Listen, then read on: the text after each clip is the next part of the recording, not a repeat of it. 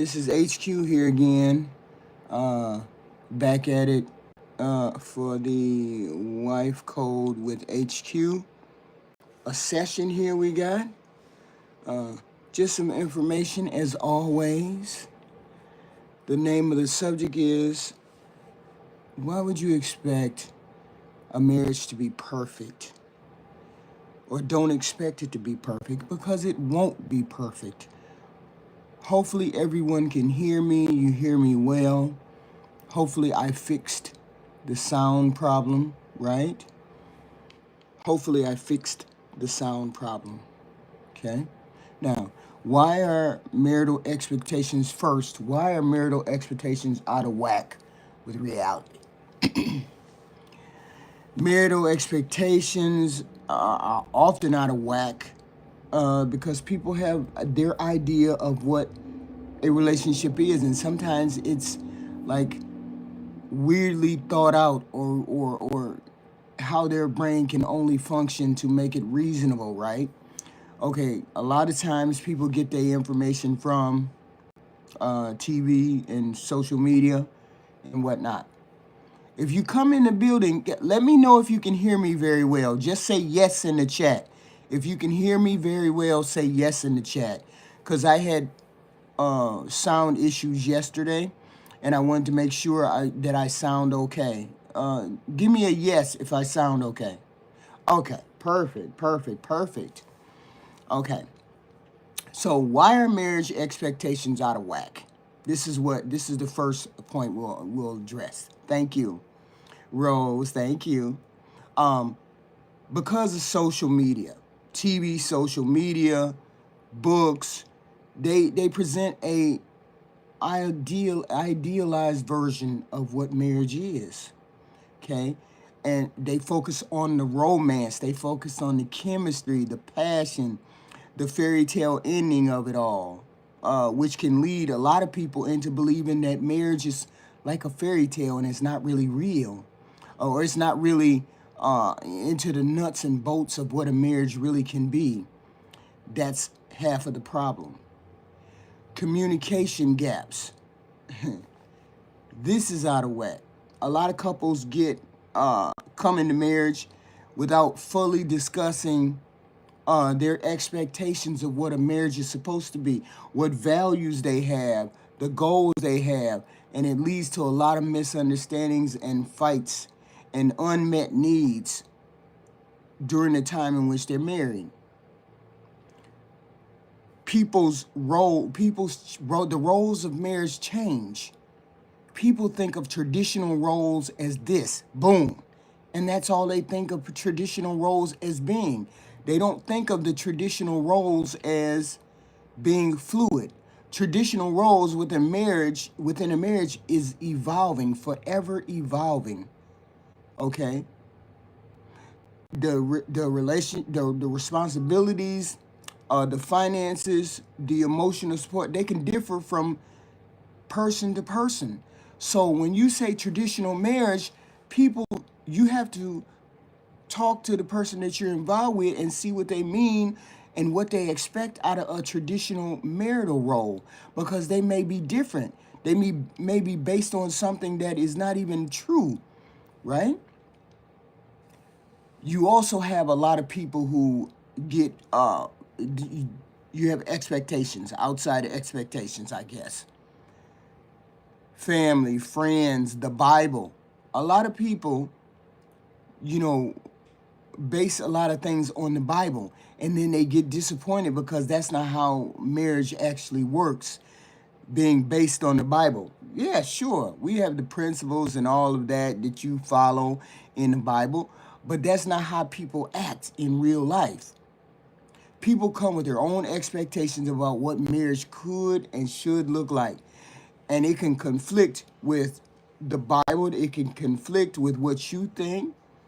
Okay, people have to have their own unique dynamic and desires in a relationship. You cannot base it on a book, or you cannot base it on other people's expectations. Another reason why marriage things are out of whack is because people don't prepare to be married. See, before I got married, I read books about how to be married. I read books about how to treat your partner. But then again, I'm kind of different because I was a social worker and I went to school to understand how people thought and think, and I had a master's degree. I have a master's degree in communication, and I learned why people said the things that they did and wanted to say, right? So I kind of had a little bit of in-depth knowledge of why people did and said the things they said. So therefore, I was a little bit more prepared for when I got married, okay? A lot of people lack the preparation for being married. Many people don't receive education or guidance, talk to a pastor on what to expect in a marriage. And a lot of people are surprised about the challenges and the strains that can come on a relationship. I mean, even I could be surprised in the marriage, and I was, right?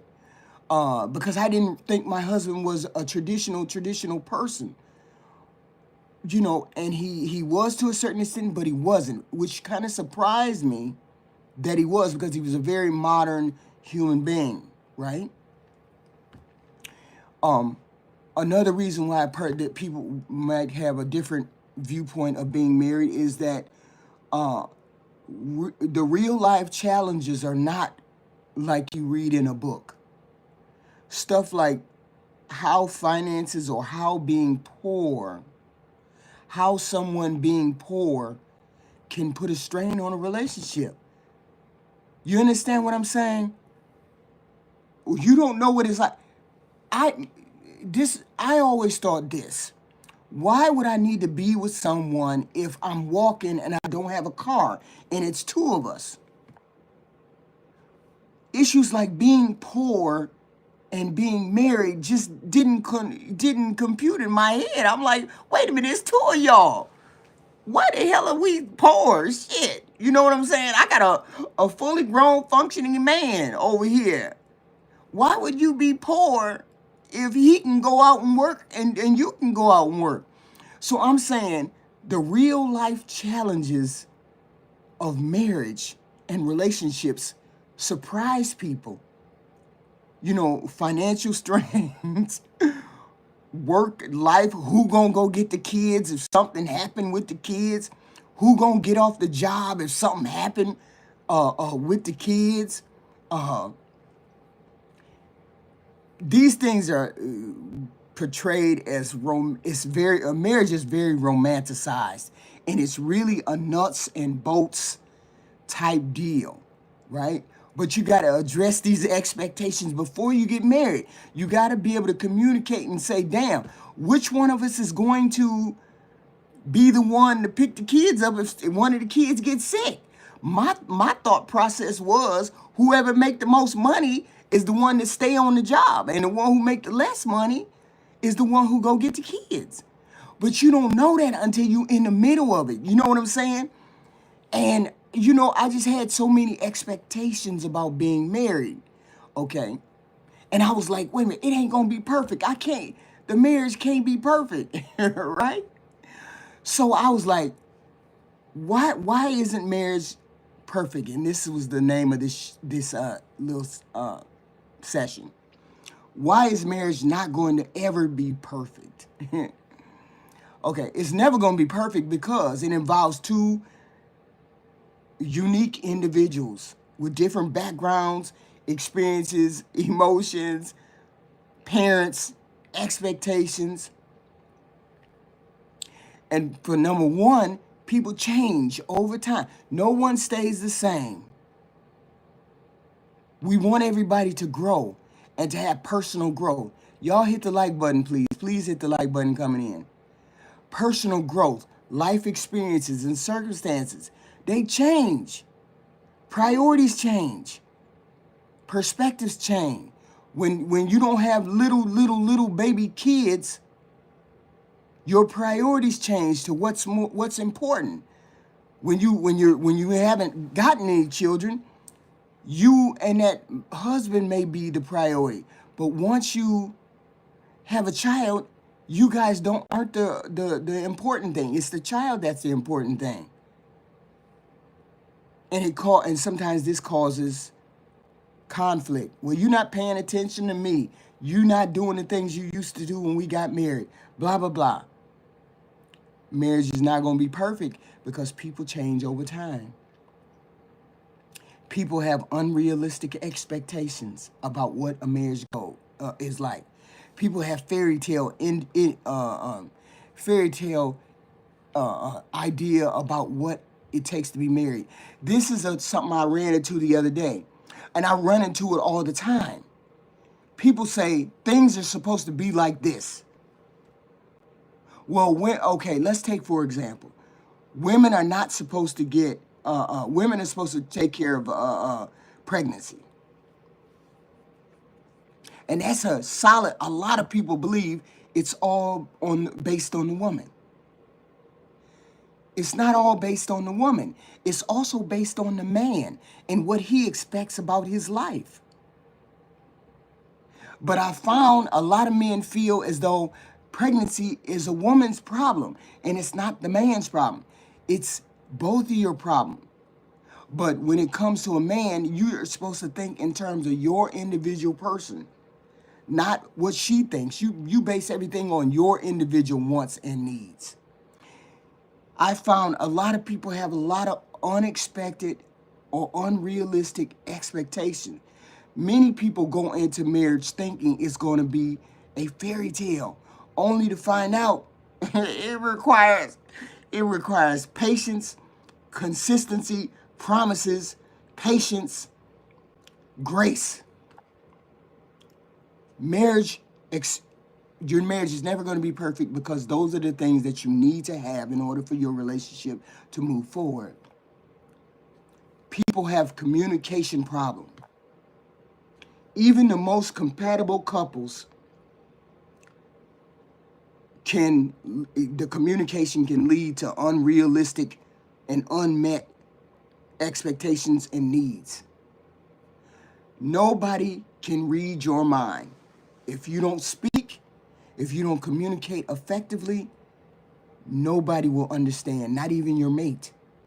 Nobody is a mind reader. You have to express your thoughts and emotions effectively. And even if you do that, that still doesn't mean that you're going to make the marriage perfect.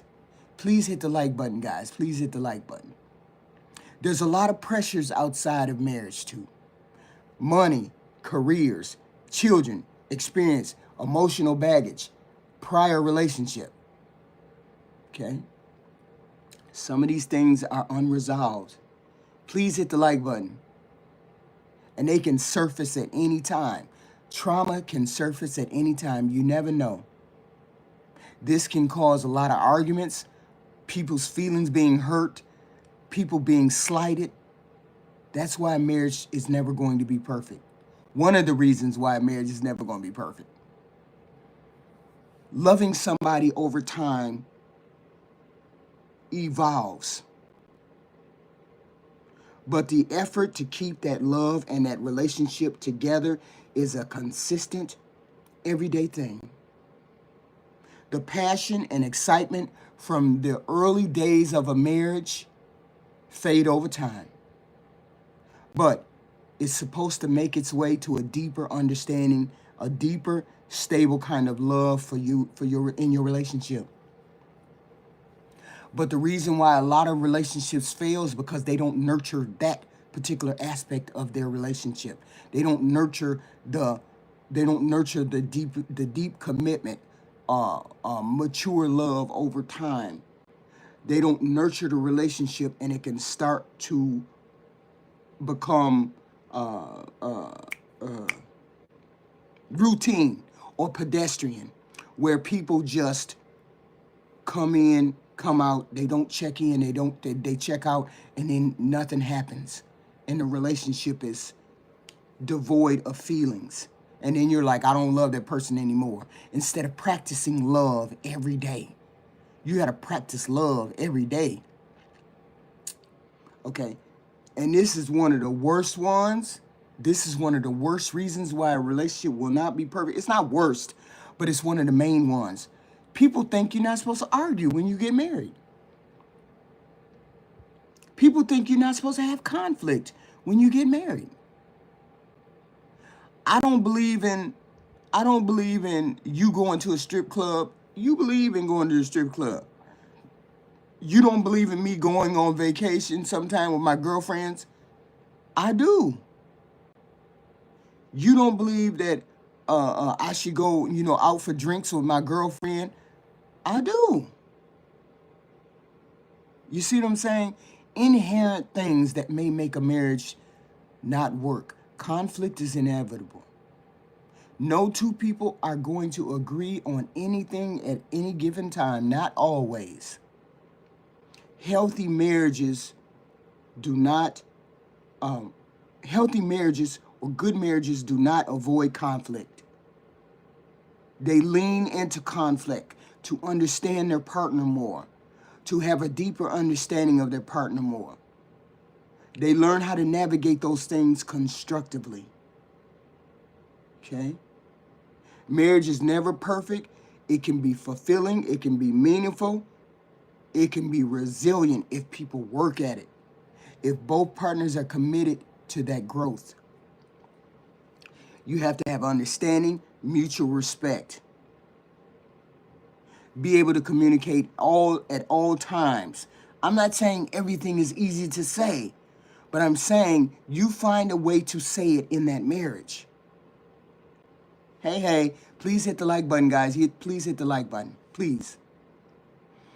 So the topic is, it won't be perfect, but how can you get as close to perfect as you can in a relationship, in a marriage? How can you get there?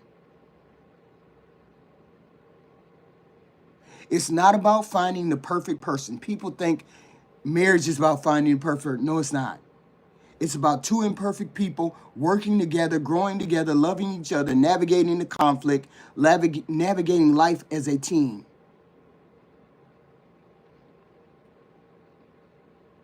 Number one thing you have to do in order to get close to how you want a marriage to be is y'all have to be able to communicate with each other. You have to be open and honest about your thoughts, your feelings, your needs, your wants, your desires.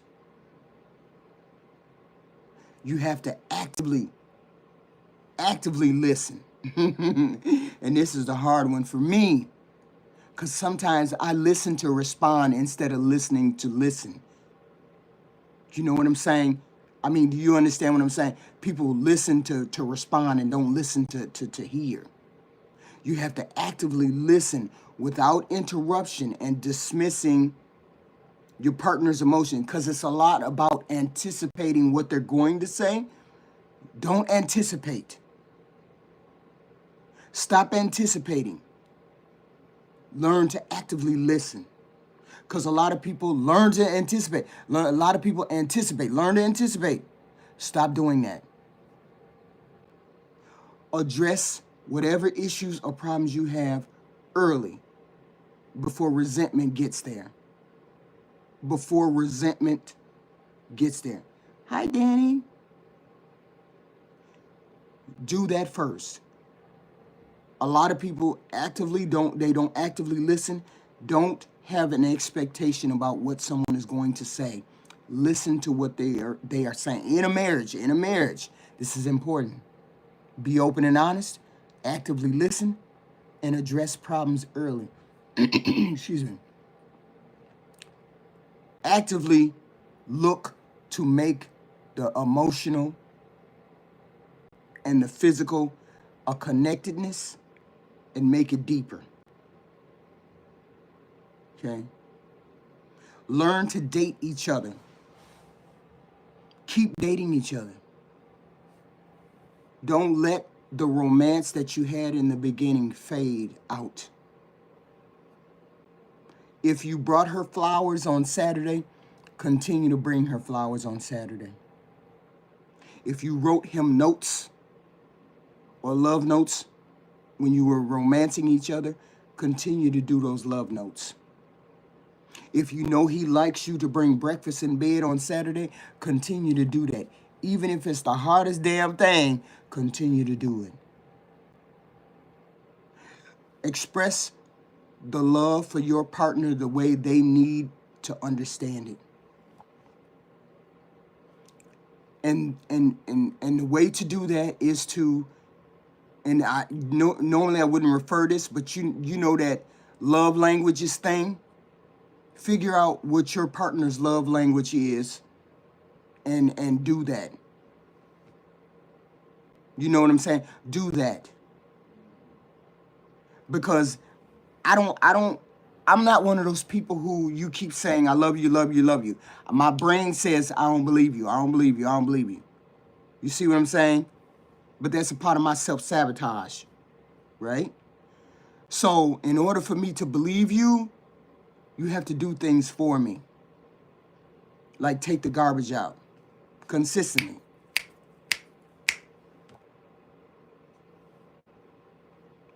Make the bed consistently after I get out of it. Or just things for me. Run my bath water even though I didn't ask you to do it. Pay something and I didn't ask you to do it. Without having an expectation.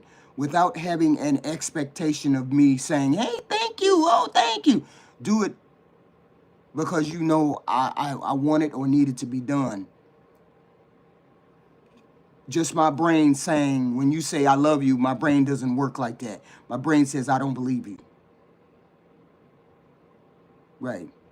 We should be PhDs in our spouses and willing to continue to learn all things. That's correct. That's correct. Don't neglect the physical part of your relationship. Try to at least have a sexual relationship with your partner all week. Not every day, but at least a touch. A sexual suggestion. Sex. Woo! BJ's. Woo! Right? Cultivate that physical and that emotional intimacy. You got to respect. This is one of the most important. You got to respect. You got to support each other. Now respect each other and support each other, right? You got to appreciate the challenges, their strengths, the differences between the people, between each other. Encourage that personal growth. Encourage career goals, individual passions, all of that. Disagreements with respect. Don't call people out of their name. Don't stonewall. Don't blame. Don't gaslight. Don't do any of those things. Please hit the like button coming in, guys. Hit the like button. Respect and support each other. This is how you make your relationship better. Learn to handle those conflicts and those arguments constructively. You can agree to disagree, but not if there's still conflict going on. You got to resolve it and agree to do it. Like two people, like for example, I can be a Democrat and you can be a Republican. I can live with you. I can live with you as a Republican. I can live with you. You got to be able to live with me and respect my viewpoints too as well. You can live with me and I can live with you. See, I can live with anybody because I accept people's flaws regardless of, I accept them. Not red flags, flaws. Red flag. Like you leave the toilet seat up. That's a flaw. That's a flaw. There ain't no red flag. That's a flaw. If you being a Republican, that's a flaw. I can live with these things, right? Red flags are different. So I'm saying being able to accept a person for who they are when they walk through the door. That's very, very important. You gotta apologize sincerely and forgive somebody genuinely, off the bat, off the rip. Okay? These are things that have to happen in those relationships in order for them to work, in order for you to maintain those relationships. Learn to trust and be transparent. Keep the promises, do what you say, be faithful in all the ways that you need to be faithful. but you got to be able to share your thoughts and your concerns. And I understand people get embarrassed. They don't want to explain anything. They don't want to share certain thing. I don't blah blah. I feel shitty. Blah blah blah. But this is why you got married. You got married to be able to share these things, to be open and transparent with another human being that you can't be with somebody else. You got to learn how to share your responsibilities and goals with other people, with another person. Work as a team when it comes to parenting. My parents, me and my husband, we automatically off the bat, we got in the room and we said, now that our kids are teenagers, it's me and you against them. When we got in, we decided when they turned a certain age, it's me and you against those damn kids. Don't ever conflict what I'm saying. Don't ever conflict what we saying. If we have a difference of opinion, we go in the room and we discuss it. And then we come out as a united front. Don't ever front me in front of the kid. I don't care whether they're your kids or my kid. Don't ever turn against me in the middle of an argument or in the middle of a decision making when it's me and you against the kids. Me and my husband decided that real early. We also decided that he would handle his family and I would handle mine. Any conflict that came up with your family, you handle. Any conflict that came up with my family, I handle. And you don't have no opinion about it, and I don't have no opinion about it. That's how we kept a part of our marriage together. I never had a discussion about him fighting with his mother or his sister. And he never had no problem with me fighting with my brothers and sisters and my mother and dad. Not that happened, but we never had any fights when it came to family. You handle yours, I handle mine. The kids, don't ever go against me with the kid. We decided early on. The kids are against us, we against the kids. Me and you got to agree on what's going on between me, the family. And then we talk to the kids, and you have a perspective of that. Don't front the kids off, and don't have the kids against me and you, making me and you fight. So that's another way that we had a united front in marriage. The kids, never. Me and you was always like this. Don't ever change that. So we also have to share our responsibilities and goal. We work as a team, parenting, make major decisions together. We both have to be on the same perspective. You may not like my perspective, but you agree it's the direction that we got to go, and vice versa. We set goals for the family, right? We set goals about, okay, dear, you want to be a doctor in 5 years, okay?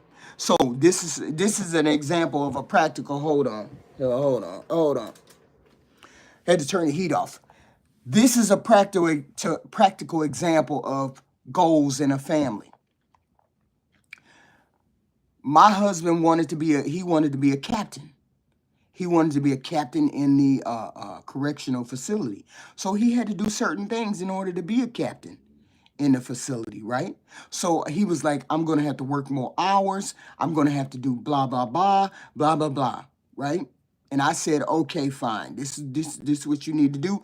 I'm going to support you in that. I'm going to make sure the kids are in bed when they need to be in bed. When you come in at night at 11 o'clock night, make sure the kids are in bed. Make sure the kids' homework is done. Make sure the house is clean. Make sure you have food cooked so you can eat.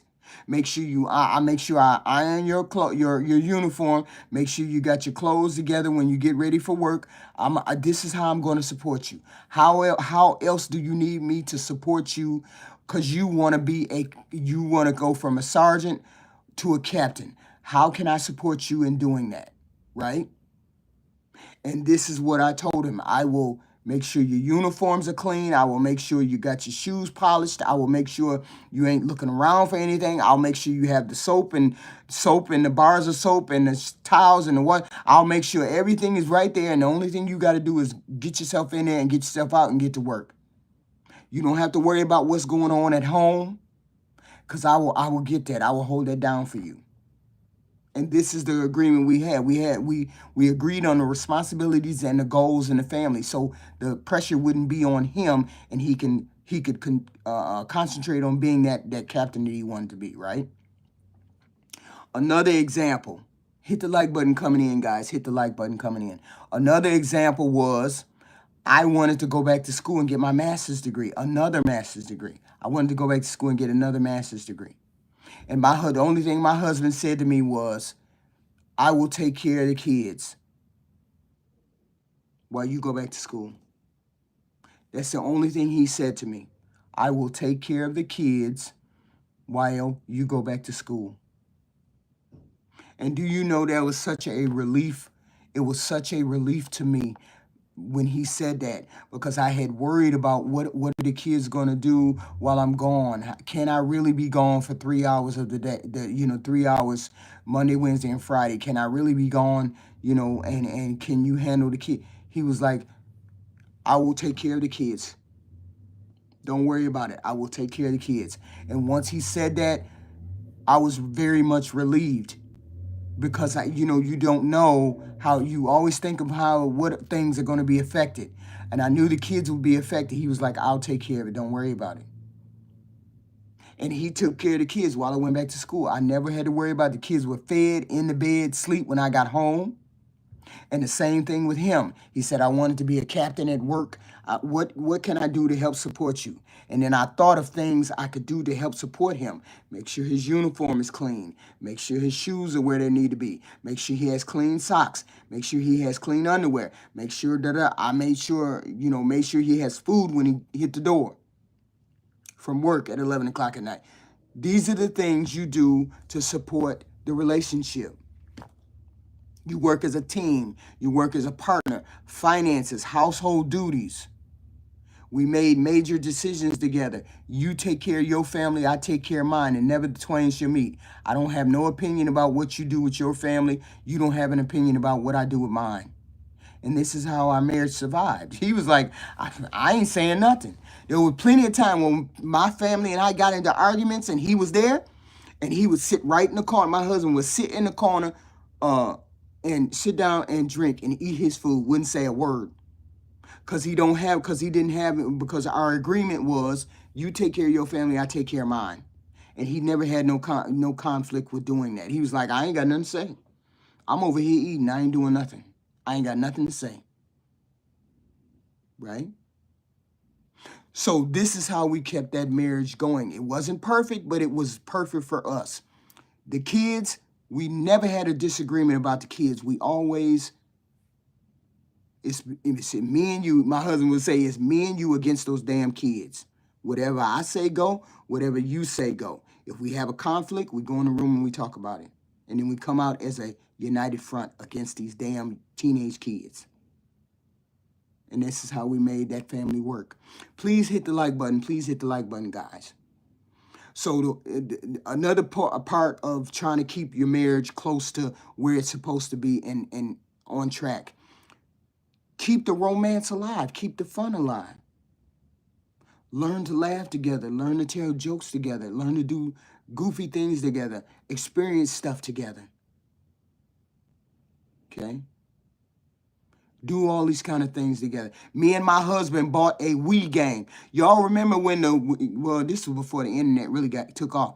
It was a Wii game. It was a golf game, right? Me and my husband used to have challenges together with each other. Oh no, Bubba, we finna get this game. It was a Wii game and it was a golf game. And you could do it on your TV. And we would play that golf game. We would go bowling together. We would play the golf game together. We would do all kinds of things together. Even though we had opposite interests a lot, we did things together to make the marriage last, so we could be together. You know that golf game be on TV? You hit that damn thing, and you had to get it in the... Yeah, me and my husband used to love that, boy. And that Negro used to be at home. When I used to go to work, that Negro used to be practicing. So when I come home, he'd be whipping my ass when he come home, right? When I came home.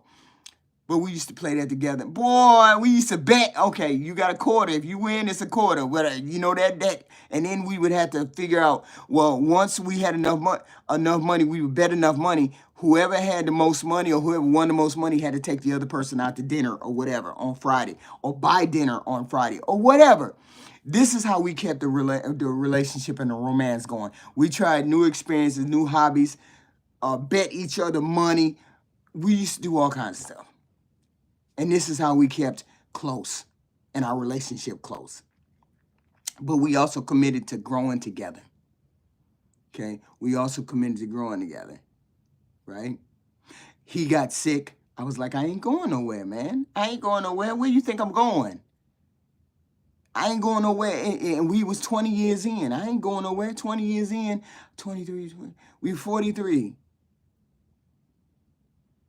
44, 45, 23. I ain't going nowhere. Where you going? Hit the like button. Hit the like button. Who the hell want grandma except grandpa? And vice versa. And we still making each other laugh. Marriage evolves. So do people. So be willing to adapt to another person. It's not about finding the perfect person to marry. That's what people don't get. And I find a lot of people on here, got to be perfect. You got to vet. You got to do, okay, you got to vet. But once you find a person that has at least 6 or 7 of those things that you want, you run with those 6 or 7 things. Stop worrying about whether she twerks on the internet. That can all change at the drop of a hat. I hate when you dance on the internet, hon. I hate that. And she either going to say, yeah, I get it, and stop doing it or not. Just because you see her on there with twerking pictures now don't mean she going to continue to do that. She could be the perfect person. You don't know until you go over there and you talk to her. But you got to also seek help when you need it. You got to look at books. You got to read books. You got to talk to people. There's all kinds of classes that can be taken offline. Your health department has classes. The hospital has class. There's all kinds of counseling things. If you don't think you can make it by yourself or you don't think you know everything, go to a counseling session. Go talk to someone. Sit down and talk to a whole bunch of women. Not on the line, online. I'm talking about physically go and talk to these people, touch these people. If you think you have a drinking problem or a drug problem or anything like that, go talk to somebody before it gets out of hand. Before it destroys and blows up your marriage. Please hit the like button, guy. Please hit the like button. Seek help when you need it. Journal. Learn to talk to yourself. I learned to journal. And thank God my husband wasn't way over here or way over there. He was a down the middle of the road kind of guy. Tell me, he would say, HQ, tell me whatever is going on, and I'll listen and I'll talk to you. God only knows who sent me this man, who sent me this human being to accept HQ for all the dingy, goofy shit that I think and do and feel. But this man, and to accept 2 kids too, this man walked in and said, I'm going to accept you, for the goofy shit that you say and do.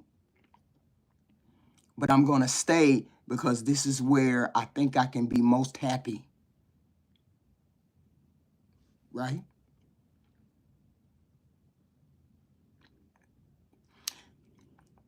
This is where I think I can be most happy. And you have to choose your person every day. Even when things are not perfect, you still choose that person every day. Okay? No marriage is ever going to be perfect.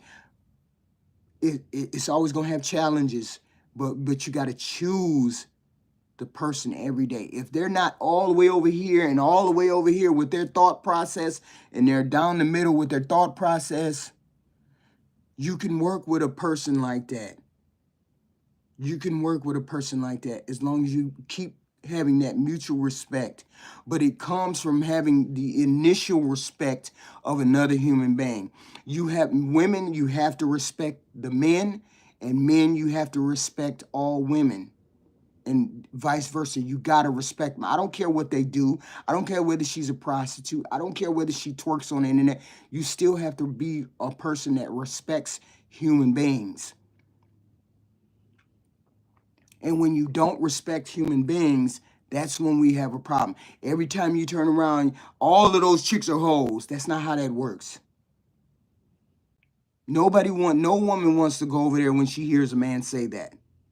No woman. And vice versa. All those men ain't shit, ish. No man wants to go over there when he hears that from a woman. I mean, a marriage can be deeply fulfilling if you're willing to compromise with another human being and love another human being through their flaws. People have flaws. Flaws are different from red flags. A flaw is you don't know how to put the toilet seat down. Flaw is you gas runs out of your car and you forget to put gas in the car. Flaws are you don't know how to cook everything good. You know how to cook, but some of your shit tastes like ish. That's a flaw. A red flag is different. A red flag is something that you run away from. You don't run away from a woman because she doesn't know how to cook. You can always learn how to cook. You can always learn how to do things. That's not a red flag. That's just a flaw. And people can learn to get over those flaws. Flags are totally different. Okay? And I'm saying to you, no marriage is going to be perfect. Oh, hell no. It's not perfect. Me and my husband as I explained to someone, I had a conversation with them a while back. And I said, when my husband and I first got married, he didn't realize that he realized I was a good person. He realized I was a good person. But he didn't realize that I didn't deal with conflict the way he dealt with conflict. He was a sergeant in a prison. So he was used to dealing with people like rah rah rah rah rah, right? He was used to dealing with people like that. I was used to dealing with people as a social worker, going very close to the person, asking about how do you feel, what's going on, can we blah, blah, blah. I was more of that person. He didn't realize that he was pushing me away when he would rah, rah, rah, rah, rah about his job. And I realized in the middle of him doing it, once he stopped me from running, because I would always run. Once he stopped me from running and said, why are you running? Why do you continue to run? You know, this is a marriage. What are you doing? I realized I was a runner.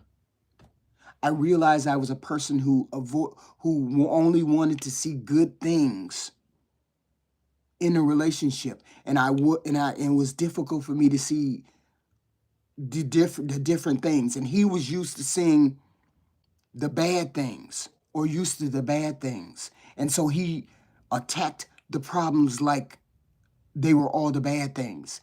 And we had to learn each other's love language.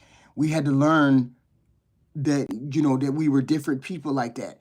He had to learn that I was not a boisterous, yah, yah, rah, rah person. I was more of, you need to communicate with me and not be mean when you communicate.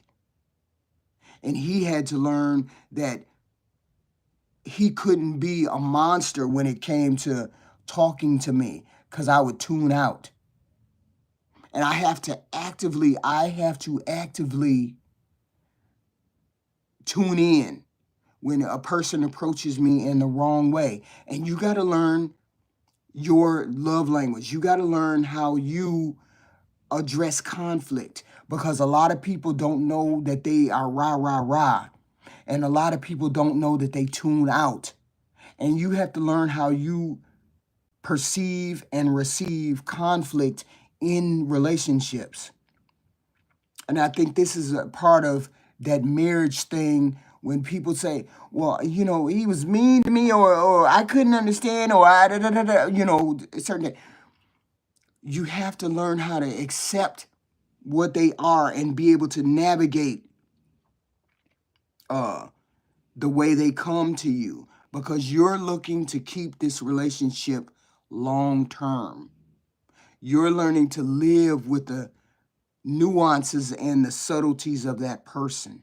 If you don't learn to live with the nuances and subtleties of that person, that marriage is never going to last. You cannot be stuck in your ways when it comes to marriage too. Because when you say, I won't accept blah, blah, blah, that's the minute things start going to the left. Because you're going to think you're going to be stuck on that particular point. And you're never going to get past that particular point, because you're always going to have that resentment for that person. And I said to myself, I'm never going to be one of those people that won't understand flaws. Understanding flaws, not red flags and flaws. Different thing. Hit the like button coming in, guy. Hit the like button, please. So I'm saying marriage is never going to be perfect. Excuse me, I got a cold. Love has to be amiable. People change over time. Don't have unrealistic expectations. Learn to navigate the communication problems that people have. Learn what your triggers are. You got to learn what your triggers are. In order to fix yourself, you have to learn what those triggers are. Whether that means going to counseling, whether that means journaling, whether that means talking out. There's all kinds of help for marriage these days. Your local hospital has groups. Your local health department has groups. Your local city has groups. They have groups in which you can go and speak to people and get help. And a lot of people need help these days because they're online looking for help. They're online looking for answers. Stop looking for answers all online. Look for some answers in your city. People who live in your community. People who understand your community issues, your community problems. A lot of people have triggers from their parents, from past relationships. Address those before you get into other ones, into other relationships. Remember that love is ever changing. It's an effort. It's an effort to keep it the way it is. It's an effort to love somebody every day. You choose to love this person every day. Through the wrinkles, through the fat, through all of those things. And when you learn to love somebody through those things, you become a better human being. You become a better human being. I'm not saying, oh shit, she had 4 kids and she blowed out. What I am saying is that's your wife. Before she gets bigger, help her. Before he gets bigger, help him. Don't just let them continue to get big. Help them. How can I help you? I want to help you. Do you think we need to live a healthier lifestyle? Maybe we need to do this. Maybe we need to do that. Let's try it. Let's try. You want to be on a healthier lifestyle? So do I. You're gaining a little bit of weight. I see that. Let's see if we can stop that, or we can help that, or we can mitigate that. Okay? Learn your triggers. Learn what triggers you. Learn what makes you angry. Learn what makes you happy. But one thing you got to understand, having conflict is going to be inevitable. You cannot avoid it.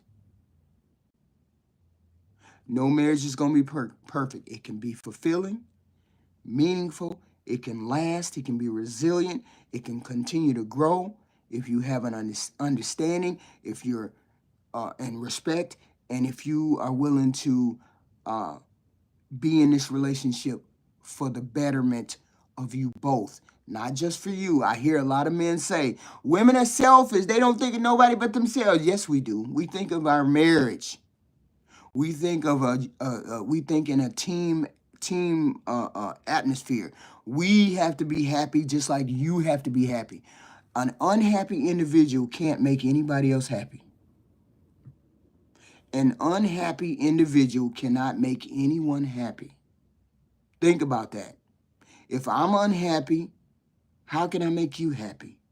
Because I'm coming from a place of damage and trauma, right? If you come from a place of damage and trauma, how can you help another human being be happy? That's why I say you have to fix yourself. And whole human beings have to go into marriages fully as adults. And if you're not in that marriage as a fully functioning adult, get some help. I used to love go to counseling sessions. I used to love it.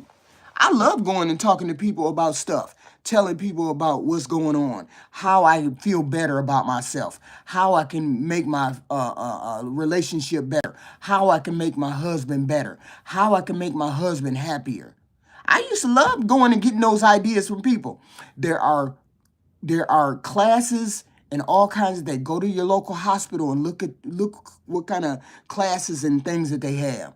Your local health department, go and look at what kind of counseling sessions they got, what kind of counseling sessions you can have regarding parenting, regarding marriage, regarding making yourself happy. Okay?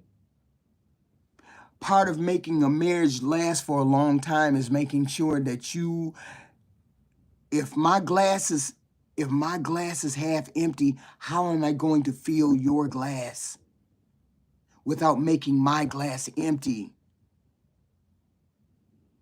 I can't. You understand that analogy? If my glass is only half full, I cannot pour into you because then I will be empty. So it has to be that you're full. And making yourself full means journaling, counseling, classes, early in your relationship. If you're having conflict, don't focus on what he or she is doing. Focus on what you can do for yourself. Yes. Sometimes two people just can't make it work. I'm not saying every person can make it work. I'm saying it's possible. And I hate that you were divorced. I think that's a very traumatic experience that people go through divorced. Fighting, conflict all the time. Nobody knows how to resolve anything. Nobody knows how to talk. Nobody knows how to say I'm sorry. I mean, working through that it's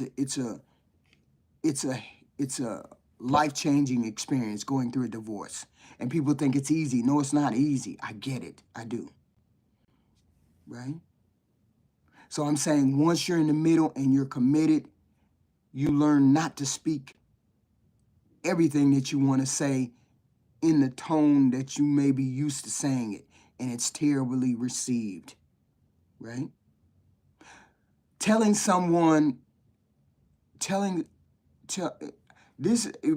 I had to figure out how my husband spoke to me, right? He was used to being very blunt. Like he would say, can I get a shot of ass? Everybody knows what that means. Can I get a shot of ass? Because I am the person that I am, it offended me when we first were married.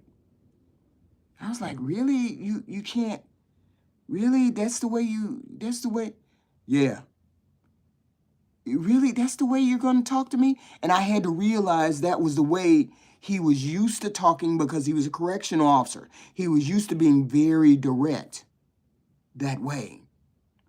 And I was like, really? I don't know if I respond right with that, right? Although I understand what you're saying, And then he was like, I am who I am. And then I had to realize, that That was, he wasn't trying to be ignorant or mean. That's just the way his communication style was. So I had to learn his communication style. He was a rah, rah, rah. And I'm more of a type person. So I'm saying, get the man what he wants. So I'm saying, marriage can be beautiful. It can be beautiful. I'm not one of those people that function outside of it, outside of marriage well. I can function well, but a lot of us realize early that we function better when we're married. So I stayed married because I liked the way I was in the marriage. I liked the way that he treated me in the marriage. I liked the way I was. I liked the person I was when I was married. And some people understand if you like the person that you are. But see, this came from me when I was younger. I went to a lot of counseling classes. I read a lot of books. I journaled a lot. I like to go to counseling classes. I like to talk to people, not necessarily about marriage, but I was able to express myself. You know what I'm saying? I was able to articulate myself early. So it wasn't difficult to do that in a marriage. And so therefore, when I went into the marriage, I was like, yeah, I can do that. I can be upfront. I can be honest with this person, and I can communicate just like this. But he was different. So I had to learn him, right? I had to learn him, and he had to learn me, right? That I turned off. I turn off if you approach me wrongly. And I had to learn that he is the way he is, and to accept that. And a lot of people, I don't think they accept, okay, people the way they walk into the door. And this is the problem with marriages. People think marriage is supposed to be perfect. It is never going to be perfect. You're going to have, because of the way social media portrays marriage, the way communication is off, your expectation of what it's supposed to be and how it's supposed to be. And people are unprepared to be wives and husbands. And most importantly, real life challenges that come up in relationships. Money. Who the hell expects to be poor? And it's two of us. I know that's one of the number one. Why we poor and there's two of us working? It's because y'all not working together for one common goal. You working individually, and you're not working together. Stress, work life, right? Parenting, creating all kinds of obstacles in your relationship. These are the things that you're not ready for. But I'm saying there's classes, all of these things. Please take advantage of the classes, the seminars.